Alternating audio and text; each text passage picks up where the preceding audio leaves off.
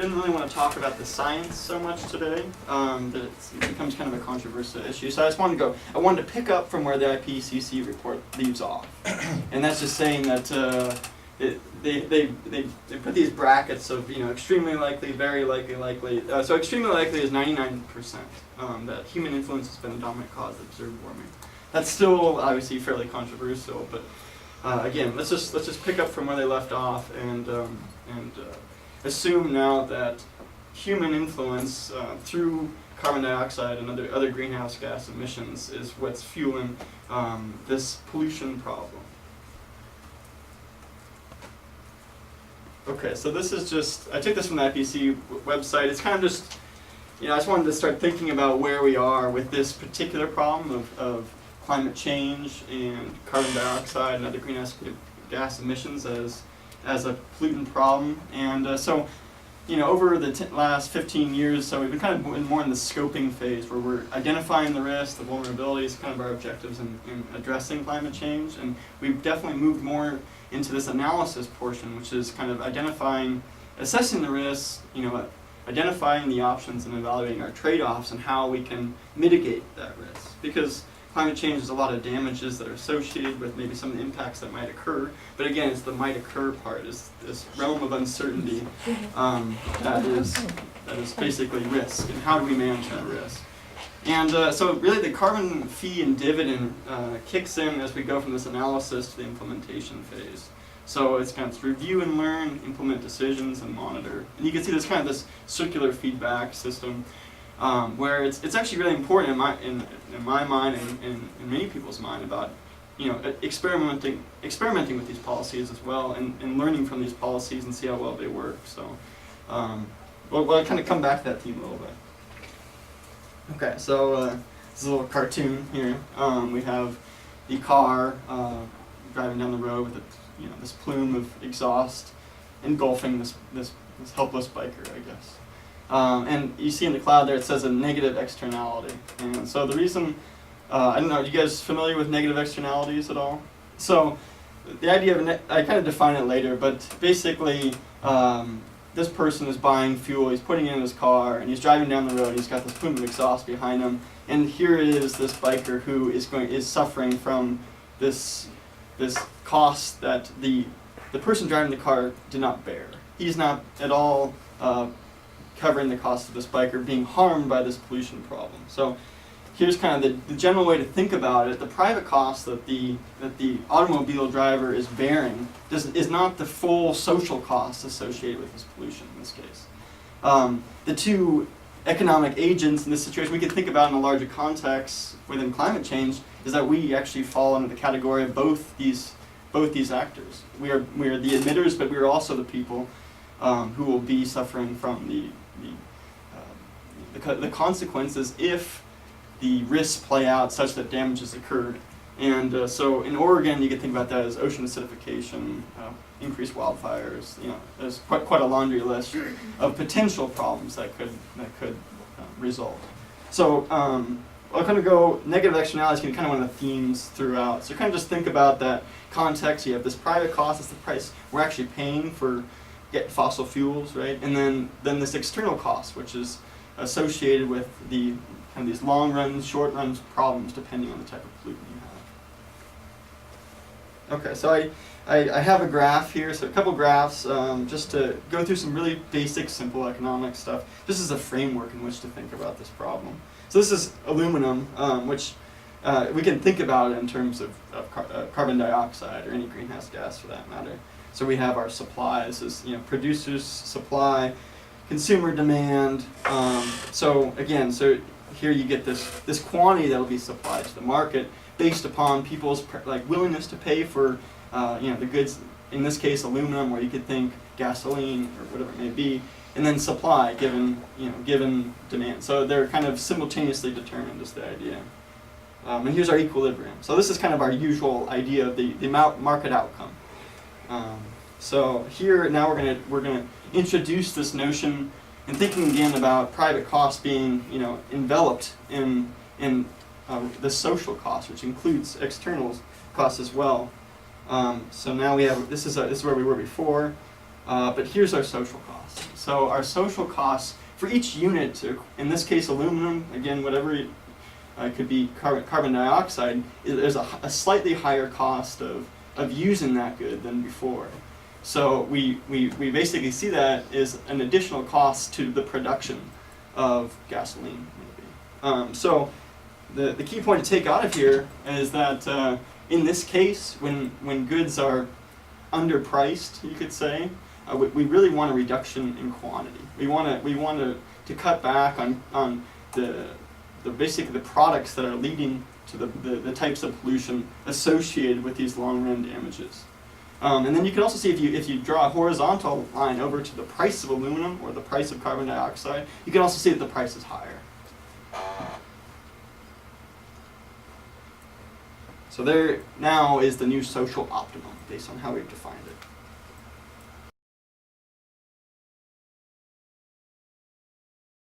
This is it's called internalizing the externality. It's taking this external cost that others are bearing, in this case the biker and the smog. And so you're taking when a transaction between a buyer and seller directly affect a third party. This effect is called an externality, so it's not being included in the market. So it causes the social optimum quantity in the market to be less than the equilibrium quantity as we showed on the graph. And so then the key to addressing that is how do we alter the incentives so that people will take account of the external effects of their actions. How do we take that private cost that we were talking about and then allow the producer to bear the full cost that we reach the social optimum is the main idea. So here's a couple of policy options. I included no climate policy. So traditionally you can think of technology standards as like carbon scrubbers that would be put into coal-fired power plants. When there's performance standard, that's basically setting like some quantity limits that you can't produce any emissions after this point. And then we have our two market mechanisms that are widely being discussed. Is tradable allowances, that is cap and trade, and then an extraction tax, which is the carbon fee. And the way to think about the difference between cap and trade and carbon fee, if we go back, actually, let's just do it real quick. If we go back to here, I'm going to go to the graph real quick. So here we have our quantity, and here we have our price. And a carbon tax, in effect, is adjusting our prices. It's going to adjust the prices, where a cap and trade is choosing a quantity. And then, so either way, if you move one, the other will adjust. So really, theoretically, they're quite similar to one another, despite a lot of times in the media you see a lot of advocating one or the other. But really, if you're using a market and you're adjusting one or the other, forcing one to be fixed or raising the price of another, you're gonna see the corresponding result through the market mechanism, yielding either the quantity change or price change.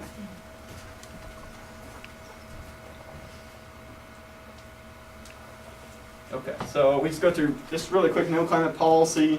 So in this case, the two things I want to emphasize, there's no incentive to invest in emission reduction. And then so the burden, again, is going to fall on the bicyclist, you might say, or who is caught in the smog, or you can think of people in the Philippines who are undergoing more severe tsunamis, and they would be the people who might be protesting in this case because they're taking on the burden of the costs. So you can kind of play that in your head a little bit. So, okay, performance and technology standards. So not cost effective. What do I mean by that? The economic definition is along the lines of it's not equating the marginal cost of abatement evenly across all firms.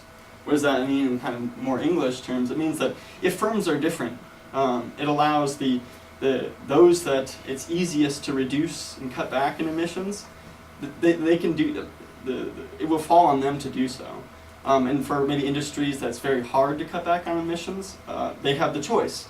Either I can pay a tax, or I can buy credits in the case of cap and trade, and then I can still emit. So really, you're getting there's more of the concept of freedom to decide within an individual firm about whether or not they want to abate and how much they want to abate. So that's kind of the key concept about cost effective, but it gets into a realm of technical. It's kind of confusing.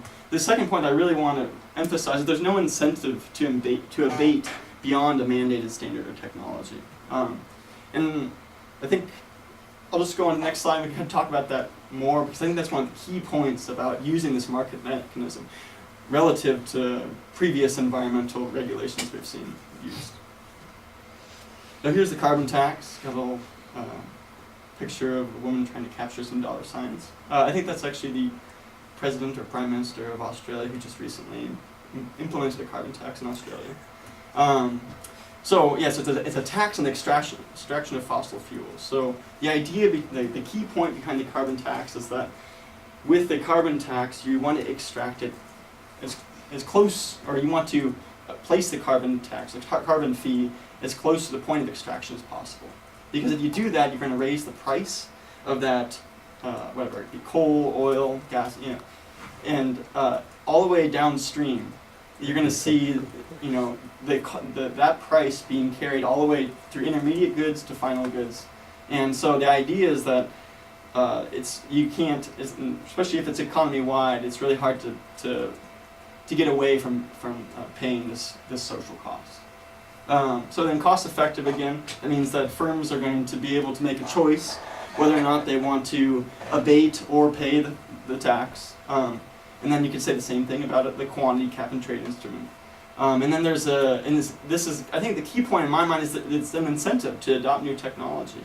It's a part of this profit maximizing structure to want to invest in technology in order to save money per unit of whatever good product produced. So there's a powerful incentive mechanism by using this market mechanism, and I think it's a very compelling case for why we want to utilize carbon tax.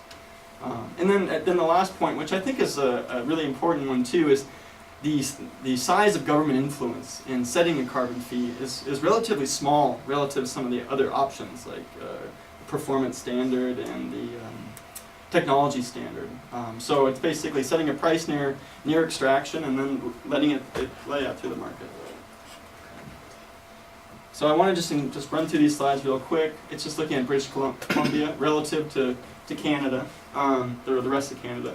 So you can see, so British Columbia they set up a carbon tax system in 2007, I believe. So they've been monitoring the last 5 years, looking at per capita consumption of petrol products, and you can see that with British Columbia, there's actually a dramatic decrease in use per capita relative to the rest of Canada over that 5-year period, with a widening divergence. Here's a nice graphical piece as evidence of that. You can see the trend line prior to that vertical line, which that's kind of the structural break, or what you would think of as that's the date they implemented the carbon tax. So you can see the trend line now deviating pretty strongly, and so the punchline of that is the carbon tax is working within the province of British Columbia. So I mean, pretty strong evidence there in my mind that is an effective policy. Okay, so then this is the fuel types. So you can see British Columbia is the light gray, the rest of Canada is a little darker. And you see across all fuel types, you see a reduction in use. And then aviation fuel on the right, there's really no change, and that's because it's not within the umbrella of the tax itself. So really you would expect that to be the case. No natural gas? No natural gas in this graph, but I think it is under the umbrella of the tax. But okay. And then here's just the effect on the economy, which shows little difference between that and the rest of Canada. This could be a really strong argument for, hey, this isn't hurting the economy. Unfortunately, it's hard to know the counterfactual. British Columbia might have grown a lot in the last 5 years, so if it weren't for this tax. So it's really, these statistics maybe are slightly misleading in a way, but at the same time, that's only based on the assumption that British Columbia would have deviated significantly from Canada. So I think that's still a strong point that you haven't seen a huge dip in the state of the economy in British Columbia. So this is just briefly, so Portland State University, they're putting together a study on the effects of a carbon fee, or I guess they call it a carbon tax and shift. So there's a lot of different names coming out of it. Oregon Climate is kind of behind the carbon fee and dividend, because the main concept being that we want it to be perceived as a fee, not as a revenue generating mechanism. So I'll get into that in just a little bit, but here's just the sectors that are being covered, or at least within the presentation of how the bill ought to be. Of course, there could be a wedge between how it ought to be designed versus how it might actually be implemented, but we're not in that stage of worry yet. And then on the right here we have the projected change in greenhouse gas emissions. Now this is the pollutant we're talking about. This is the difference in between the social cost and the private cost, starting to become more realized. Okay, so just discussing revenue neutrality. So the goal here is not to raise revenue for the government, so I guess the idea is to preserve the nonpartisan aspect of the policy. So again, it's about addressing a pollutant problem that has potential harm to the future and ourselves in the current. And it's an issue of risk, and mitigating that risk is kind of what it's addressing.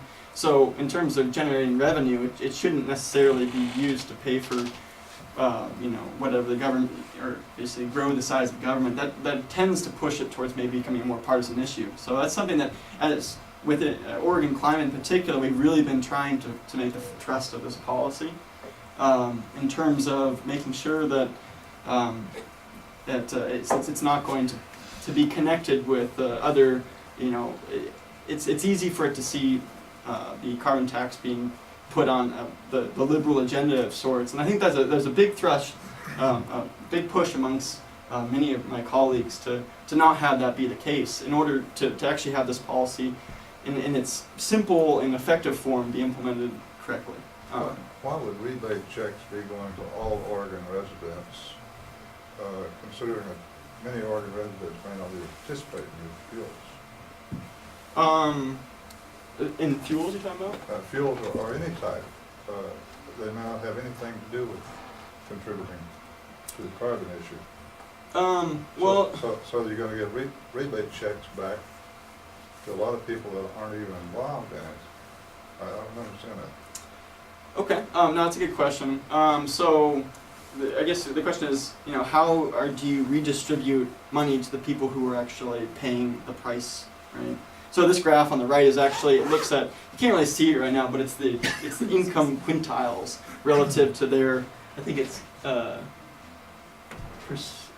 energy consumption, right? So you have gasoline in blue, natural gas in orange, electricity in green, and fuel and other fuels in purple. So you're seeing that, yes, it would be a regressive tax, because the people who are going to be consuming these products where the price is now higher are going to be paying a disproportionate share of the cost. So in designing your transfer back to the public, right, the people who are paying the costs, you want to structure it so that way it captures to make it closer to a progressive tax rather than a regressive tax. Of course, how you make the decisions about who gets it and who doesn't, that's a pretty tricky question to ask, and I think that's something that will really be important in the political process of designing this policy. It will be when it comes time to vote. Right, and so Portland State University, they basically designed 3 different outcomes, I guess, for how to redistribute the tax revenue. And there was, you can either, the way they did, and we're actually hoping to make it more of an entitlements type structure. So it'd be every 1 year you would then receive a check as your carbon dividend, and so that way, kind of the main point of that is you don't want them to get it. You want consumers to get their money back right away, because then they might go and spend it on carbon fuels right away. So the idea is to get it maybe at the end of every year, so that way it's still affecting their consumption decisions. At the same time, they'll have money available for paying rent and paying some of the other things that will be, well, I guess the electricity bills and for food prices, if those changed all relative to where they are before the carbon tax hit. But wouldn't it also affect everything? The energy component in everything we buy, so it should affect everyone. So it would that just be a small sector, it would be like across the board. Well, as long as it's economy wide, yes. Then the idea, and obviously this is prone to distortion within the political process, right? Is that anything that uses fossil fuels, the price of that is going to rise marginally. So that way, it's going to change people's when they're making a decision about what they're going to use their income for per month or whatever it may be, they might choose to drive just a little bit less and bike a little bit more. And that's the idea. It's a slight nudging of behavior, and that's the overall goal. And it doesn't necessarily need to be biking. It could be about energy efficiency projects at home. Like, it might be just that little nudge to want to insulate the home next year versus not doing so. So that's the idea. Is that it's an incentive as a behavioral mechanism to actually reveal to customers the price that they're paying for the product that they'll be consuming, right? So paying that social cost. But I think you're absolutely right that the rebate checks are a very controversial part of this because they're very susceptible to being corrupted by the political process. So that's why I think that it requires a lot of momentum to make sure that you either have this lump sum transfer going back to consumers effectively, such that they're receiving it in such a way that it compensates them for now the higher prices on goods that are fossil fuel intensive. Or in the Portland State project basically covered the idea of actually offsetting income taxes and corporate taxes. And the idea of that is both those taxes are actually distortionary taxes as it is. It makes it harder for businesses to operate in Oregon. It makes it harder to want to take on additional workers because you have to pay this income and corporate tax. So really, this tax would be this is widely praised by economists, is you're actually taking one tax that is correcting for a distortion in the market by offsetting taxes that are market distorting. So I think that's kind of a key point to think about, is how this tax revenue would be used to either offset income taxes or corporate taxes, or be used as rebate checks through maybe distributed through different programs like the SNAP program. Again, the cost of this is fairly minimal relative to other policies that can be instrumented for correcting this problem. So, go ahead. So I'm seeing a lot of different chemical things, gasolines and petroleum products, Sure. and we're putting the electricity in the same kind of category as that. And electricity is not a chemical. It could be coming from primarily coal, could be solar, could be wind. So how does that? Sure. No, electricity is an interesting one because the dirtiest, the way that we have wind power in the state of Oregon. We are starting to develop the wave power and offshore wind of Oregon. So yeah, you would like to see that these different technologies be brought online as part of addressing this problem, right? And so electricity is you're taking an aggregate of the relative greenhouse effect. And actually this graph isn't really capturing that. This is just looking at basically consumption. But so electricity, you're thinking about, and what you bring up is this kind of idea between intermittent energy and dispatchable energy sources. And coal, right? Which is huge. So coal is a dispatchable energy source. Whenever peak demand flares up, they turn on the dirtiest coal plants, right? So that's a whole other can of worms, really, because you have to address the temporal pricing system of the electricity sector, and that's another problem to be addressed. But for the sake of addressing greenhouse gas emissions, for sure. But in so doing, I think that'll be another policy down the road. I think something to do with actually getting consumers to recognize when it's peak demand and not. And right now we don't have that. Okay. So we have a resolution here today that basically outlines some of the key points that I've covered, and your guys' signature is basically signaling support for this movement, and showing so the implementing authorities that these market failures deserve to be addressed, and so yeah, I kind of encourage you guys to sign that and or just discuss and figure out whether it's something you guys would be interested in being part of. I don't. Sorry. Here. I'll share. Oh, okay. Well, but we're gonna sign this, right? So how do we share? No. We're just gonna look at it. Yeah, you guys look at it. Yeah. Oh, okay. It's just, let it sink in. Think about it. All that stuff. And then. Has this gone to the Benton County Commission? No, we're just discussing it here. This is what I'm proposing. Okay. And so at our last meeting, I introduced it, and now I'm just following up with more information. So, we're just discussing it, and whether or not we decide to submit it to the Benton County Commissioners, we're starting a discussion now. Okay, so and that basically concludes the presentation, and yeah, it's just open up to questions, and I'll do my best to answer them. When it comes to like Oregon specifics, I'm I'm working on trying to understand a little bit more, but there's probably a fair amount of questions I won't be able to answer. Go ahead. So the cap and trade versus the carbon tax, can you have both, or is it one or the other? Well, that's a good question. You could argue that that is exactly what California is doing, really. So what they're doing is they're using cap and trade system, but if we go back a ways to here, so they're choosing a quantity instrument. So they're saying like, oh well, here's our current production of emissions, you could say, or I guess the goods that produce emissions, and we want to cut those back to here. So they're setting a number of permits that you must have a permit for every ton of carbon you emit. So it will draw back quantity to here, and thus raising price. What they've done is they've actually set a lower bound of $10 and an upper bound of $40. So that's where kind of they're using almost a carbon tax structure. So basically, what is that saying? If they have those bounds, if they mess up on their setting the quantity instrument, and the price of carbon falls, it won't fall below $10 because at the $10 threshold, they'll start buying back permits. So you're basically keeping the value of the permits themselves. The EU didn't do this, so they had wild fluctuations when they first introduced their cap and trade system, and then the price tanked to about €5.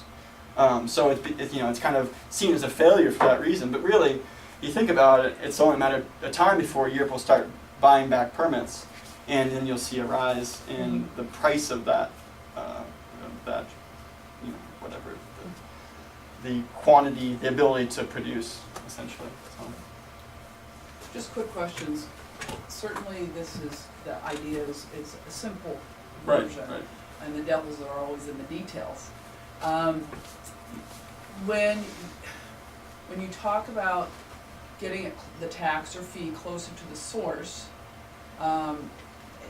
who would be collecting that? I'm making some assumptions here. Would that be the federal government would be collecting it from industries, or? Well, ideally, at a federal, if it was a federal policy, then for sure, I think it would be state-run for the Oregon fee and dividend. So we import goods.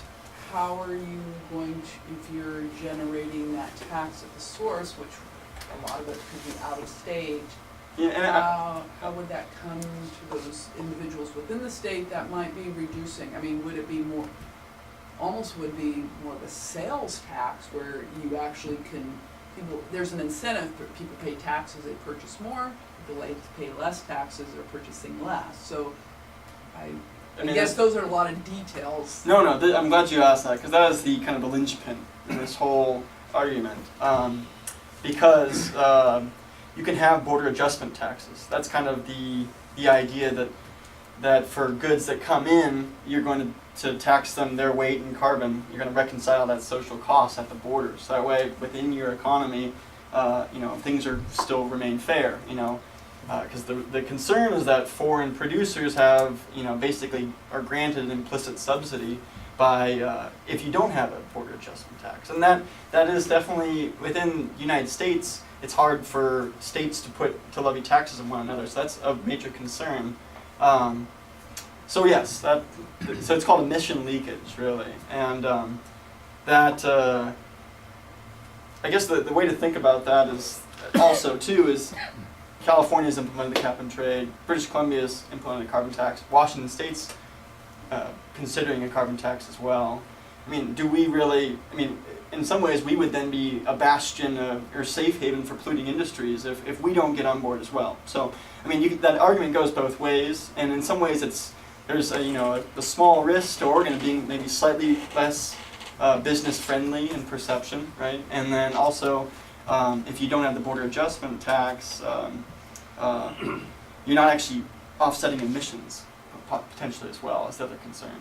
That you're raising the price, but then it's lowering the cost elsewhere, so more people will consume elsewhere. That's the other concern. But I think the way to think about this is if you actually want this policy to work within a global setting, right? Just even within the U.S. The U.S. is a big country and has a lot of influence, right? So you want to think about is how can you reach an economy-wide tax, wherein within an economy-wide tax we are at the social optimum.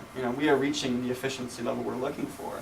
Granted, measuring the actual costs is still somewhat difficult, right? But at the same time, if you talk to the scientists, there is a cost that is very likely to be incurred. So how do you internalize that? So it's kind of this push and pull there in terms of decision of Oregon, whether or not they want to choose to join this, I guess you could say, movement in setting the example for the federal kind of theater of this discussion, and being a leader on that on climate policy is kind of the main idea.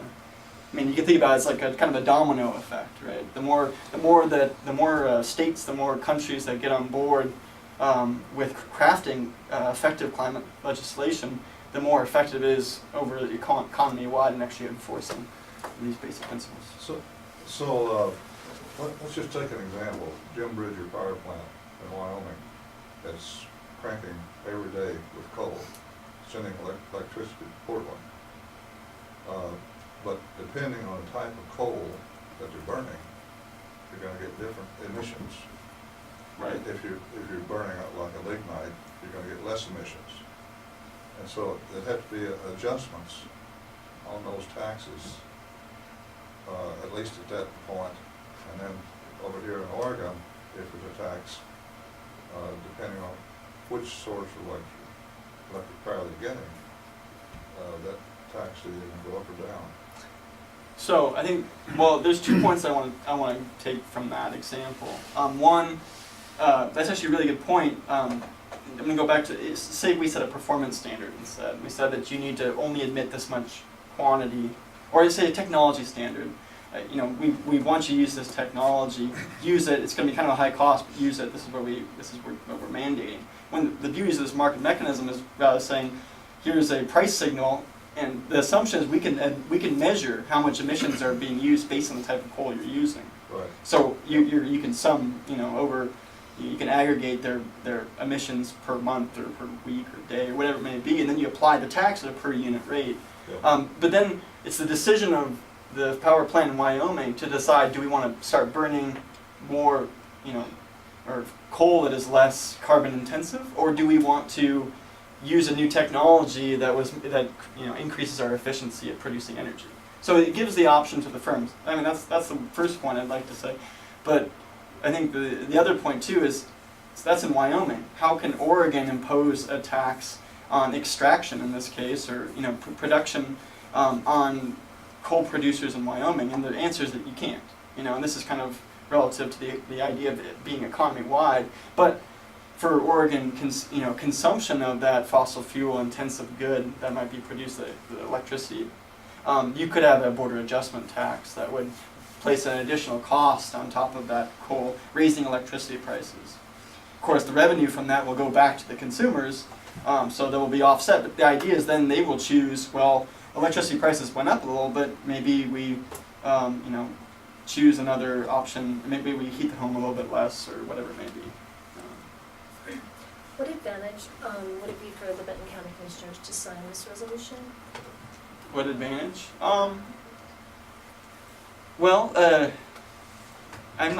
not quite sure what your guys' incentives are entirely, but certainly this is a very active movement, and I think that there's using these market mechanisms in the future holds a lot of promise for being effective solutions. And within the state of Oregon, I think there's a lot of momentum to see this policy through, and whether you guys would like to be a part of it, I think is kind of one of the main questions, and be supportive of that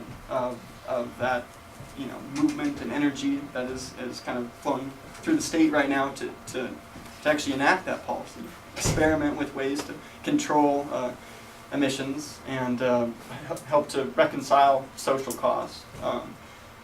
On a local level, I mean, I guess it's a preference. I mean, whether you guys think this is worth your time to discuss and sign on to being a part of, or to focus your. The Sustainability Commission sent a similar resolution to the City Council. How have they passed that? I'm not aware of what's happening in Eugene right now. Okay. So I can't tell you where Eugene is at, but wait until November. Again, that's at your guys', that's at your discretion about how you want to, whether you want to sign that now or wait till you see the PSU study. You can see the preliminary results online, so you can get a good idea of what the punchline is going to be. However, the official study comes out in November. You could wait till then, but I think that, and this is my intuition about it, the results are going to be very similar to the intuition that I presented here. And the recommendations were going to be something along the lines of probably offsetting income tax, a mixture of income taxes and corporate taxes, and providing energy efficiency credits of sorts. Now, it'll probably be a mix of those three as their recommendation for taking the tax revenue and redistributing in such a way that you're compensating people who are being harmed by higher prices. So on your British Columbia graph chart, it shows, I'm trying to remember, usage going down, correct? Yeah, In Canada and in British Columbia. yeah. Have they made any effort at showing the impact of that decreased usage? In terms, are you talking about like, Environmentally? well, so, I mean, in the end, it's one thing to say, okay, our usage is going down. The assumption is right. one thing, but if they're not showing that assumption, it seems to me they're missing a huge piece of the pie, piece of the puzzle that they would want the general public to see. Right, sure. So I mean, I guess what you're asking in a way, in the case of climate change, global warming gases, greenhouse gases, is what is the counterfactual? If British Columbia hadn't imposed this, would we have 2 or 3 more parts per million within our atmosphere? That's pretty hard to measure. That's pretty hard to know. There's a certain, I guess, blind faith going on at this point within climate policy that you're moving towards an objective, right? I guess the real question and the hard question that I think that everyone who is thinking about this policy is asking is, how much of this effect is spilling over into Alberta? How much of it is, and actually Alberta now is starting to implement their own policy, so maybe that will be corrected. But how much is this spilling over into surrounding provinces or Washington State? The importing and exporting of emissions is really, so the emission leakage concept. So that's, I think, a really important question to get at. But it's an immensely difficult question to actually quantify and answer. So all we can say right now. Because there are no boundaries on emissions, I mean, they spread Right, out it's throughout the atmosphere, so you can't really, quantify exactly what the impact is. So carbon and other greenhouse gases are uniform mixing gas. Mhm. So Yeah, if this you, is a very different situation than with the criteria pollutant or other type of hazardous air pollutant, where you have Ozone. air quality standards in a particular region. We don't have any air quality standards on CO2, and so we have no really real way of monitoring what local emissions, how local emissions influence climate, mhm. because it's a global phenomenon. Right. So this is a totally new category of pollution control that the world has never addressed before. Yep. Totally new category. It has nothing. You can't go back and relate this to trying to control acid rain or sulfur dioxide emissions or any other types of carcinogenic emissions or anything like that. You just can't relate it to that. It's a completely different category. And so there is enormous complexity associated with trying to regulate it. Right. And I mean, I guess the theoretical vantage point is that it is a solvable problem. On the ground, in reality, it's difficult to work to, because you have regions that are willing to undermine the strength of the policy and become safe havens for pollution. So I think that the movement and the key goal is to be able to is partly persuasive and pushing forward this kind of structure of defining a pollutant and how to address it, and why we stand to be better off by actually being able to use these sort of policy mechanisms. It seems to me there's two kind of things. One is the scientific merits and economic merits of your solution versus alternative solutions, which is a giant complexity. I mean, and I've done lots of environmental economics, and this is worse than anything. It's solvable, but there's no easy answers. But I think, as a committee, I'd be no sense would want to sign this for the committee, because I don't think we even have the right to come in here, one person's argument for one plan, and then go to the commissioners and say, we think this is all on it, sign up with it. I think for us to get at that level of judging on it, we need a lot of study. And it might be something we want to do, but it's a process. Okay. Sure. It would though seem to me that if an advocacy group, being you, okay, could itself go to the commissioners, make your case for the reasons you think are important. If it perks their interest, then if they turn around to us and say, we do want to pursue this, we have a committee that loves to just sit and debate, Alberta versus BC and all that, we can do a service. But I think that, for me, that makes sense if the commissioners, which I'm not sure about, would want to take this on. Sure. But I think if they didn't choose to take it on, I think that's their choice based on you going to them and saying, take it on. I don't know that we can advocate for some things from this committee, but I think we Well, I think that's an internal discussion Yeah, in the committee. I was don't gonna think say that too, I has anything think- to do with Chris. I think What role we're going to clarity. take in terms of, we are an advisory committee. Yeah. And so our role is to deal with difficult issues Yeah. for the commissioners as their staff, essentially, Yeah. and help them understand what position is best to take for Benton County's perspective. And so I think that's completely Yeah.